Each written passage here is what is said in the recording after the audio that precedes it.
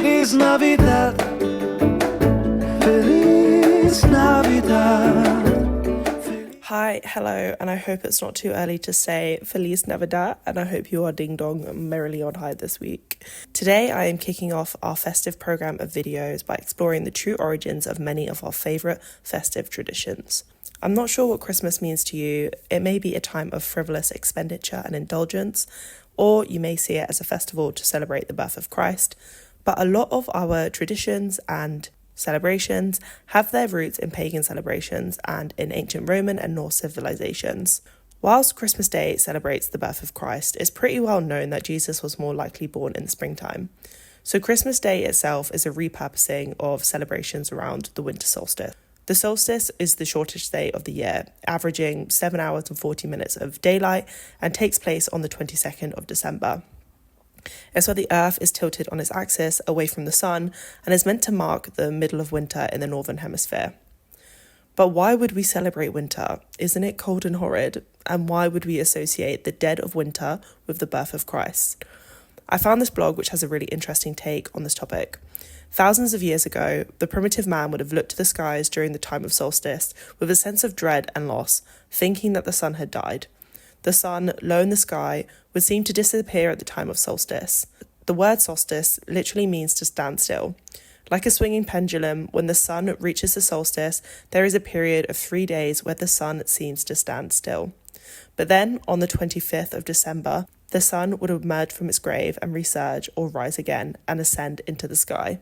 Pre-Christians who spoke and wrote of the resurrection of the sun were not referring to a person, i.e. Jesus, but the solar sun. The first historic record of Christmas being celebrated as a holiday dates back to 354 AD, but prior to this, pre-Christian Romans celebrated the unconquered sun on the 25th of December. Cut to winter solstice, and the people of ancient Rome celebrated the Roman god of agriculture in a festival of Saturnalia. The party went on from the 17th to the 24th of December, with Brumalia on the 25th being the peak of celebrations and the birth of the sun god, Sol Invictus.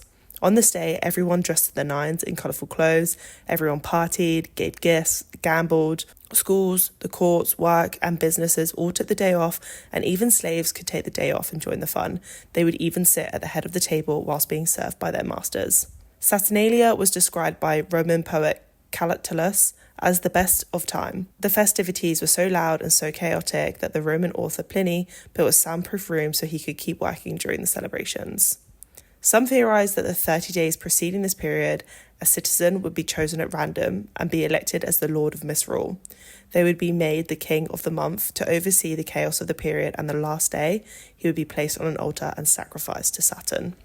These belief systems are characterised as paganistic. A pagan has many different definitions in Britain.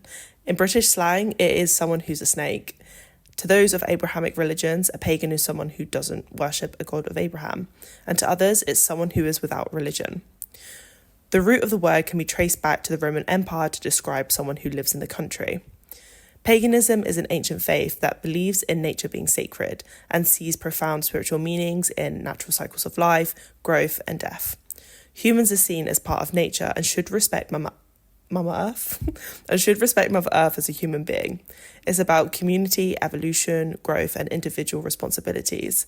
It is polytheistic, celebrating many gods and goddesses, and places an emphasis on the quality of the sexes. Now let's look at how these paganistic traditions compounded with Christianity to create the much-loved traditions of today. Christmas trees, for example, although condemned in the Bible, are a near universal symbol of hope in the winter season. Green foliage has pagan origins and represents the triumph of life over death in Egyptian culture and agricultural anticipation to the god of Saturnalia.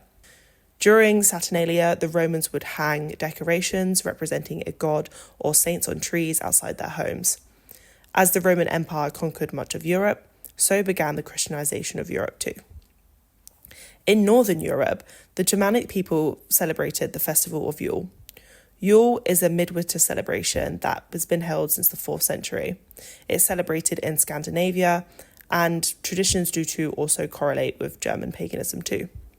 Like Saturnalia, Yule was celebrated in the longest and coldest nights of winter, and is a celebration of days starting to get longer again the earth becoming more fertile and fields becoming ready to be sown. It is a celebration of the earth being reborn. Part of the Christmas tree tradition that we know today emerges from Norse mythology, representing everlasting life. The practice of decorating the tree was popularised in Germany in the 19th century, but the tradition has deeper roots.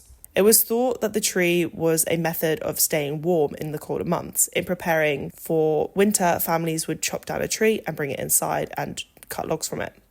There is another story where Saint Boniface found a sacred tree during his mission to the Germanic tribes in 723. They were preparing to sacrifice a child to Thor at the Thunder Oak, so Boniface intervened and chopped down the tree in one swing. He used the wood to build a Christian chapel and placed a small fir tree where the oak had stood. It is a widely held belief that Martin Luther, who is a 16th century Protestant reformer, first added lights to the tree. According to one story, he was walking home one evening and was awed by the stars twinkling amongst the evergreens. And to recapture this scene for his family, he put up a tree and decorated it with branches and lighted candles. So evergreens at the winter solstice do mark fertility and a new life in a time of darkness. Ancient Druid rituals include the hanging of mistletoe and holly, which were believed to have magical properties to symbolise the protection and the renewal of homes. Other Yule celebrations in Norse cultures include offering a farm animal to be sacrificed and to be displayed in the home, so people would know what animals were being honoured in that season. The blood of the animal would be sprinkled on altars and walls using magical twigs, and the sacrifice would be cooked over a fire and served during a feast. During this period, Yule oaths would also be sworn, which are an unbreakable vow according to pagan law. You could promise whatever you wanted, but there would be consequences, sometimes death, for not following through. The Yule goat is a really big tradition in Scandinavian countries, and I don't know, it just entertained me so much. It crops up everywhere, on Christmas ornaments, decorations, and there is also a giant wooden goat in the town of Järville in Sweden. This is a giant goat that is made of straw. It's literally protected by security guards and cameras, but has been set on fire 35 times in the last 50 years by some miracle. In Scandinavia, the goat is a big symbol of the Yule, and this goes back to the pagan times. Thor himself has a chariot driven by two large immortal magical goats. He would eat these goats repeatedly, and then they would come back to life the next day. In the Yule sacrifice tradition, men would dress in goat skins and carry a goat's head to be killed and to return back to life the next day. This metaphor fits in well with the idea of the winter solstice, where the sun is being reborn. The Christians actually demonized the goat, literally. By the 17th century in Sweden, the Yule goat became a scary figure that roamed the countryside on Christmas Eve, stole food and scared children, which is the worst thing you could do at Christmas.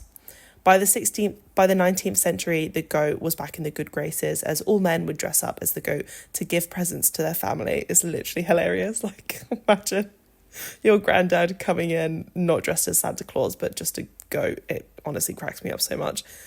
A popular Christmas prank from this time would be to make a Yule goat out of straw and wood and hide it in a neighbour's house without them noticing, and the family who got pranked would then have to pay it forward and get rid of the goat in the same way.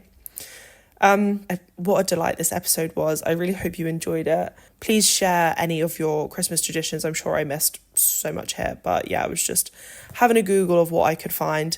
So yeah, don't forget to like and subscribe if you enjoyed this episode, and I'll catch you next time. Goodbye.